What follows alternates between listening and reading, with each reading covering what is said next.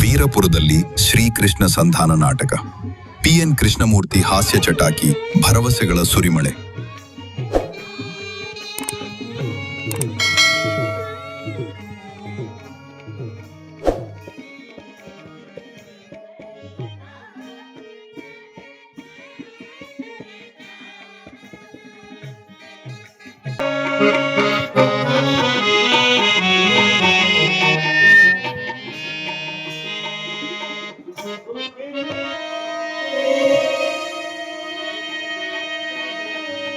ಕೊರಟಗೆರೆ ತಾಲೂಕು ಹೊಳವನಹಳ್ಳಿ ಹೋಬಳಿಯ ವೀರಪುರ ಗ್ರಾಮದಲ್ಲಿ ನಡೆದ ಶ್ರೀಕೃಷ್ಣ ಸಂಧಾನ ನಾಟಕ ಕಾರ್ಯಕ್ರಮವನ್ನು ಮಾಜಿ ತಾಲೂಕು ಪಂಚಾಯತ್ ಸದಸ್ಯರು ಹಾಗೂ ಕೊರಟಗೆರೆಯ ಮನೆಮಗ PN ಕೃಷ್ಣಮೂರ್ತಿ ಪ್ರೇಕ್ಷಕರ ನಡುವೆ ಕುಳಿತು ಆಸ್ವಾದಿಸಿದರು. ನಾಟಕ ನಡೆಯುವ ವೇಳೆ ಅವರು ಹಾಸ್ಯಭರಿತವಾಗಿ ಮಾತನಾಡಿ, ಶ್ರೀಕೃಷ್ಣನು ನಗು ನಗುತ್ತಾ ಅಭಿನಯಿಸಬೇಕು, ರುಕ್ಮಿಣಿಯನ್ನು ರುಕ್ಮಿಣಿ ಎಂದು ಭಾವಿಸಿ ಪಾತ್ರ ನಿರ್ವಹಿಸಬೇಕು. ಆದರೆ ಇಲ್ಲಿ ಕೃಷ್ಣನ ಪಾತ್ರಧಾರಿ ತಮ್ಮ ಧರ್ಮಪತ್ನಿ ಗುಂಪಿನಲ್ಲಿ ಕುಳಿತಿರುವುದನ್ನು ನೋಡಿ ಹೆದರಿರುವಂತೆ ಕಾಣುತ್ತಿದೆ. ಅದರಿಂದ ರುಕ್ಮಿಣಿ ಪದಗಳನ್ನು ಹೇಳುತ್ತಿದ್ದರೂ ಕೃಷ್ಣ ನಗುತ್ತಿಲ್ಲ ಎಂದು ಚುಟುಕು ಮಾತುಗಳನ್ನಾಡಿದರು. ಈ ಮಾತುಗಳಿಗೆ ಗ್ರಾಮಸ್ಥರಿಂದ ಭರ್ಜರಿ ಕೇಕೆ ಕೂಗಾಟ ಕೇಳಿ ಬಂದಿತು.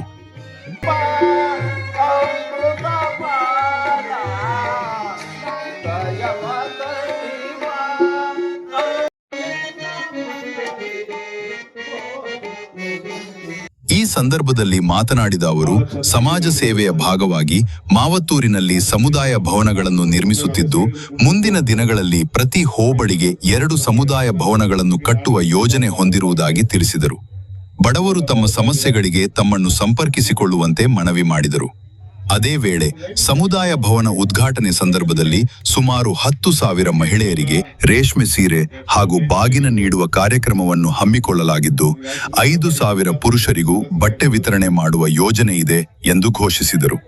ಮುಂದಿನ ಚುನಾವಣೆಯಲ್ಲಿ ಇನ್ನಷ್ಟು ಸೇವೆ ಮಾಡುವ ಉದ್ದೇಶದಿಂದ ಜನರ ಮುಂದೆ ಮತ್ತೆ ಬರುವುದಾಗಿ ತಿಳಿಸಿ, ಕೊರಟಗೆರೆಯಲ್ಲಿ ಮನೆ ಕಟ್ಟಿಕೊಂಡು ನಿಮ್ಮ ಮನೆ ಮಗನಾಗಿ ಇರುತ್ತೇನೆ ಎಂದು ಭರವಸೆ ನೀಡಿದರು. ಒಂದು ಅವಕಾಶ 2028ರಲ್ಲಿ ಈ ಕ್ಷೇತ್ರ ಜನರಲ್ ಆದ್ರೆ ಮತ್ತೆ ನಿಮ್ಮ ಸೇವೆ ಮಾಡಬೇಕು ಅಂತ ಬರಬೇಕು ಅಂತ ಹೇಳಿ ನಾನೆಲ್ಲ ನಿಮ್ಮನ್ನ ಕೇಳ್ಕೊಳ್ತೇನೆ. ಈಗಾಗಲೇ ಪಕ್ಕದ ಗ್ರಾಮದಲ್ಲಿ ಏನು ಮಾತೂರಲ್ಲಿ ಒಂದೊಳ್ಳೆ ಸಮುದಾಯ ಭವನ ಕಟ್ತಾ ಇದ್ದೀವಿ. ಪ್ರತಿ ಹೋಬಳಿಗೆ 2 ಕಟ್ಟಬೇಕು ಅಂತಿದ್ದೀನಿ. ಡಿಲಿಮಿಟೇಷನ್ ಆದ್ಮೇಲೆ ಎಷ್ಟು ಹೋಬಳಿ ಬರ್ತದೋ ನೋಡೋಣ. ಬಡವರಿಗೆ ಏನು ಕೈಲಿ ಆಗೋದಿಲ್ಲ, ಹೊರಗಡೆ ಹೋಗಿ ಮದುವೆ ಮಾಡ್ತಕ್ಕಂಥದ್ದು ಅಂತಂದ್ರೆ 2 ಫ್ಲೋರ್ ಕಟ್ತಾ ಇದ್ವಿ. ಒಂದೇ ಫ್ಲೋರ್ ಈಗ ಸರ್ಕಾರ ಕಟ್ತಂತ ಸಮುದಾಯ ಭವನ ಅಲ್ಲ, ಬಹಳ ಚೆನ್ನಾಗಿದೆ. ನೀವೆಲ್ಲ ಬಂದು ನೋಡ್ಬೇಕು. ಮೇ ತಿಂಗಳಲ್ಲಿ ನಾನು ಅದನ್ನ ಇನಾಗ್ರೇಷನ್ ಮಾಡ್ತೀನಿ, ಎಲ್ಲರೂ ಕರಿತೀನಿ. ಒಂದು 10,000 ಜನ ಹೆಣ್ಮಕ್ಳಿಗೆ ಬಾಗಿನ ಕೊಡ್ತಕ್ಕಂಥ ಕೆಲಸವನ್ನು ಅವತ್ತು ಮಾಡ್ತೇನೆ. ಇಡೀ ರಾಜ್ಯದಲ್ಲಿ 10,000 ಹೆಣ್ಣು ಮಕ್ಕಳಿಗೆ ರೇಷ್ಮೆ ಸೀರೆ ಕೊಟ್ಟಿರೋದಿಲ್ಲ, ಉದಾಹರಣೆ ಇಲ್ಲ. ಇದೆಯಾ? ನಾನ್ ಸಂಪಾದನೆ ಮಾಡಿದ್ರೆ ಸ್ವಲ್ಪ ಹಣನ ನಿಮ್ಗೆಲ್ಲ ಹೆಣ್ಮಕ್ಳು ಗುರುತಿಸ್ಬೇಕು ಅಂತೇಳಿ. ಅದೇ ರೀತಿ ನಮ್ಮ ಜೆಂಟ್ಸ್ಗೂ ಅಷ್ಟೇ ಒಂದು 5,000 ಜನ ಗುರ್ಸಿ ಅವ್ರಿಗೆಲ್ಲ ಒಂದು ಸಹಾಯವನ್ನು ಮಾಡ್ತಕ್ಕಂಥ ಕೆಲಸವನ್ನ ಮಾಡ್ತೇನೆ. ಹಾಗೇನೆ ಈ ಸಣ್ಣ ಪುಟ್ಟ ಕಾರ್ಯಕ್ರಮಗಳು ಇರ್ತವೆ ಊರಲ್ಲಿ, ಸ್ವಲ್ಪ ಸಹಾಯ ಮಾಡ್ತಕ್ಕಂಥದ್ದು, ಸ್ಕೂಲ್ ಮಕ್ಕಳಿಗೆ, ಎಜುಕೇಟೆಡ್ ಮಕ್ಕಳಿಗೆ ಎಜುಕೇಶನ್ ಕೊಡ್ತಕ್ಕಂಥ ಸಹಾಯ ಮಾಡ್ತಕ್ಕಂಥದ್ದು ಇರ್ಬೋದು, ಮದುವೆಗಳು ಇರ್ಬೋದು.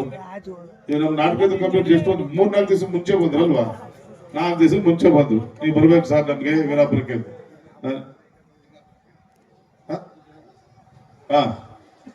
ಅದನ್ನೆಲ್ಲ ನೀವ್ ಹೇಳ್ಕೊಳ್ಳಿ. ಲಿಂಗಾಪುರದಲ್ಲಿ ನಾನು ವಿಗ್ರಹ ಮಾಡ್ಕೊಂಡು ನೀವ್ ಹೇಳ್ಕೋಬೇಕು ಅಲ್ವಾ. ಅಲ್ಲೂ ಅಷ್ಟೇ ನಮ್ಮ ನರಸಿಂಹರಾಜ್ ಅವರು ಬಂದ್ರು, ನಮ್ಮ ರುದ್ರೇಶ್ವರೆಲ್ಲ ನಮ್ಗೆ ದೇವ್ರ ಮೆರವಣಿಗೆ ದೇವ್ರು ಬೇಕು ಅಂದ್ರು. ಆಯ್ತು ಹೋಗಿ, ನಾನೇ ಹೋಗಿ 4 ದಿವಸದಲ್ಲಿ ಆ ದೇವ್ರನ್ನ ರೆಡಿ ಮಾಡಿಸಿ ಕೊಟ್ಟೆ. ಪಾಪ ಇವತ್ತು ಆ ದೇವ್ರು ಮಾರಮ್ಮ ತಾಯಿ ಎಲ್ರಿಗೂ ಆಶೀರ್ವಾದ ಮಾಡ್ತಕ್ಕಂಥ ನಡೀತಾ ಇದೆ. ನರಸಿಂಹರಾಜ್ ಇವತ್ತು ಬಂದಿಲ್ಲ, ಅವ್ರ ರಿಲೇಷನ್ ಏನೋ ಹುಷಾರಿಲ್ಲ ಅಂತೇಳಿ. ಇವತ್ತೇನ್ ನಮ್ಮ ಗ್ರಾಮಸ್ಥರು, ಅಕ್ಕಪಕ್ಕದ ಗ್ರಾಮಸ್ಥರು ಎಲ್ಲ ಇದ್ದೀರಾ, ನನ್ನ ನೀವು ಉಪಯೋಗಿಸ್ಕೊಳ್ಳಿ, ಕಷ್ಟಕ್ಕೆ ನನ್ನ ಉಪಯೋಗಿಸ್ಕೊಳ್ಳಿ. ನಾನು ನಾಟಕಕ್ಕೆ ಬರ್ತೀನಿ ಹೋಗ್ತೀನಿ, ಅದು ಪ್ರಶ್ನೆ ಬೇರೆ. ಆದ್ರೆ ಕಷ್ಟ ಸುಗಳು ನಾನು ಉಪಯೋಗಿಸ್ಕೊಂಡ್ರೆ ನನಗೆ ಯಾವ ಅಧಿಕಾರನೂ ಯಾರು ಇನ್ನೂ ಕೊಡ್ಲಿಲ್ಲ. ನನಗೆ 2 ಬಾರಿ ನನಗೆ ಕಾಂಗ್ರೆಸ್ ಪಕ್ಷ ನನಗೆ ಬೆಂಗಳೂರಲ್ಲಿ MLA ಟಿಕೆಟ್ ಕೊಟ್ಟಿದ್ರು. ಅಲ್ಲಿ ಕಾರಣಾಂತರದಿಂದ ಸೋತಿಲ್ಲ. ಮತ್ತೆ ನನಗೆ ಹುಡುಕೊಂಡ್ ಬಂದಿದ್ದಲ್ಲಿ ಅಂದ್ರೆ ನಂದು ಕೋಳಾಲ ಹೋಬಳಿ, ನನ್ನ ರಾಜಕೀಯದ ಭವಿಷ್ಯದ ಕ್ಷೇತ್ರ ಇದೆ. ನೀವೆಲ್ಲರೂ ಆಶೀರ್ವಾದ ಮಾಡ್ತೀರ ಅಂತ ಹೇಳಿ ಮತ್ತೆ ಒಂದ್ ದಿವಸ ನಿಮ್ಮ ಮುಂದೆ ಬರ್ತಾ ಇದ್ದೀರಿ. ಇನ್ನಷ್ಟ ಪ್ರಾರಂಭ ಮಾಡಿದ್ರಿ, ಇನ್ನು 2 ವರ್ಷ ಇದೆ ಚುನಾವಣೆ, ನಿಮ್ಗೆಲ್ಲ ಗೊತ್ತಿದೆ. ಏನಕ್ಕೆ ಅಪ್ಪ ಹಿಂಗ್ ಮಾತಾಡ್ತಾನೆ, ಇನ್ನು 2 ವರ್ಷ ಇದೆಯಲ್ಲ ಅಂತೇಳಿ. ಮತ್ತೆ ನಿಮ್ಗೆ ಪರಿಚಯ ಆಗ್ಬೇಕಲ್ಲ. ಹಾಗೇನಾದ್ರೂ ಒಂದ್ ವೇಳೆ ರಿಸರ್ವ್ ಹೆಣ್ಣು ಮಕ್ಳಾದ್ರೆ, ಲೇಡೀಸ್ ಆದ್ರೆ, ನಾನು ಶ್ರೀಮತಿ ರೆಡಿ ಮಾಡಿದ್ದೀನಿ, ಸ್ವಲ್ಪ ಓಡಾಡಕ್ಕೆ ಬಿಟ್ಟಿದ್ದೀನಿ, ಜೊತೆಲಿ ಕರ್ಕೊಂಡು ಓಡಾಡ್ತಾ ಇದ್ದೀನಿ. ಆಕೆನೂ ಸ್ವಲ್ಪ ವಿದ್ಯಾವಂತೆ, ನಿಮ್ಮೆಲ್ಲರ ಜೊತೆಲಿ ಕರ್ಕೊಂಡು ಹೋಗ್ತೀನಿ ಅಂತ ನಾನು ಅದು ಭಾವಿಸಿ, ನನಗೇನಾದ್ರೂ ಅವ್ರು ಏನಾದ್ರು ಇಲ್ಲ ಈ ಕೃಷ್ಣಮೂರ್ತಿ ಬರದೇ ಬೇಡ ರಾಜಕೀಯಕ್ಕೆ ಅಂತ ಏನಾದ್ರು ಅವ್ರ ಹಠ ಪಟ್ರೆ, ನಾನು ಶ್ರೀಮತಿಯವರ ಕರ್ಕೊಂಡ್ಬಂದು ನಿಮ್ ಜೊತೆ ಬಿಡ್ತೀನಿ. ನಿಮ್ಮ ಸೇವೆ ಮಾಡ್ತಕ್ಕಂಥ ಅವಕಾಶವನ್ನ ನೀವೆಲ್ಲ ಮಾಡಿಕೊಡಿ ಅಂತ ಕೇಳಿ, ಈ ವೇದಿಕೆಯ ಎಲ್ಲ ನಮ್ಮ ಏನು ಮುಖಂಡರುಗಳಿದ್ದಾರೆ ಅವ್ರಿಗೆಲ್ಲರಿಗೂ ಧನ್ಯವಾದ ಹೇಳಿ, ಮತ್ತೆ ನಮ್ಮ ಕಲಾವಿದರಿಗೆ ನನ್ನ ವಿಶೇಷವಾದ ಅವ್ರಿಗೆ ಅಭಿನಂದನೆ ಸಲ್ಲಿಸ್ತೇನೆ. ಕೃಷ್ಣ ಸ್ವಲ್ಪ ನಗ್ಬೇಕು ಮಾಸ್ಟ್ರೆ, ಈಗ ಬಣ್ಣ ಜಾಸ್ತಿ ಬೆಳೆದ್ಬಿಟ್ಟಿಲ್ಲ ಅನ್ಸುತ್ತೆ ಅಲ್ವಾ? ನಾನು ಸುಮಾರು ನಾಟಕಗಳು ನೋಡ್ಬಿಟ್ಟಿದ್ದೀನಿ. ಭಾಷೆ ಮತ್ತೆ ಬರಲಿ ಅಂತ ಮಾತುಗಳು ಹೇಳಿ ಸಮಯ ಜಾಸ್ತಿ ತಗೊಳ್ಳೋದಿಲ್ಲ. ಮತ್ತೊಮ್ಮೆ ವೇದಿಕೆ ಮೇಲೆ ಎಲ್ಲ ಮುಖಂಡರುಗಳು, ಪಂಚಾಯತಿಯ ಮೆಂಬರ್ಗಳು, ಮಧುವರು ಸ್ವಲ್ಪ ಲೇಟಾಗಿ ಬಂದ್ರು. ಮಧುವರೇ, ಎಲ್ಲರಿಗೂ ಒಳ್ಳೇದಾಗ್ಲಿ ಅಂತ ಹೇಳಿ ಮಾತು ಹೇಳಿ ನನ್ನ ನೀವು ಉಪಯೋಗಿಸೋಳಿ ಅಂತ ಮತ್ತೊಮ್ಮೆ ಹೇಳಿ ನಿಮ್ಮೆಲ್ಲರಿಗೂ ನನ್ನ ಅಭಿನಂದನೆ ಸಲ್ಲಿಸ್ತೇನೆ. ಜೈ ವಿವೇಕಾನಂದ ಮಾತು.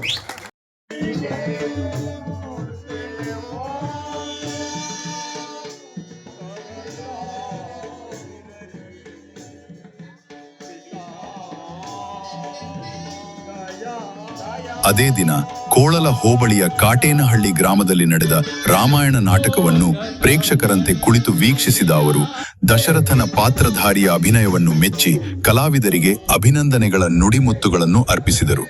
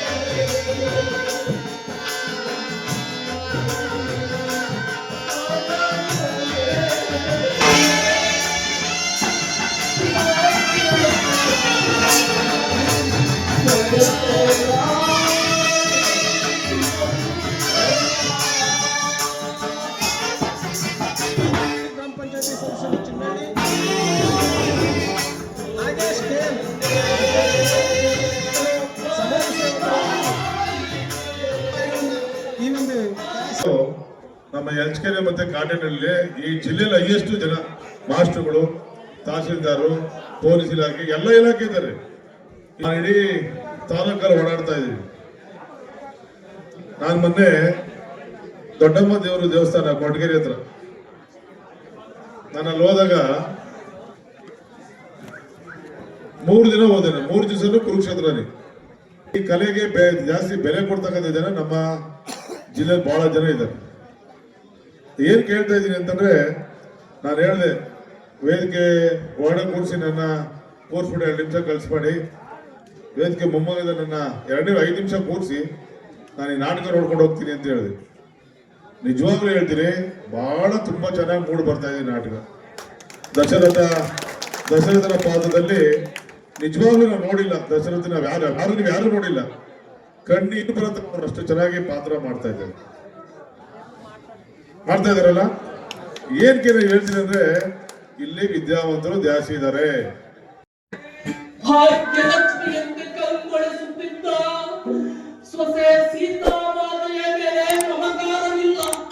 ಇದು AR news channel action and reaction. ಇದು ವದಂತಿಯಲ್ಲ, ವಾಸ್ತವ. ಈ ರೀತಿಯ ಸುದ್ದಿಗಳಿಗಾಗಿ ನಮ್ಮ ಚಾನೆಲ್ను ಸಬ್ಸ್ಕ್ರೈಬ್ ಮಾಡಿ, ಈ ಮಾಹಿತಿಯನ್ನು ಲೈಕ್ ಮಾಡಿ, ಕಮೆಂಟ್ ಮಾಡಿ, ಶೇರ್ ಮಾಡಿ.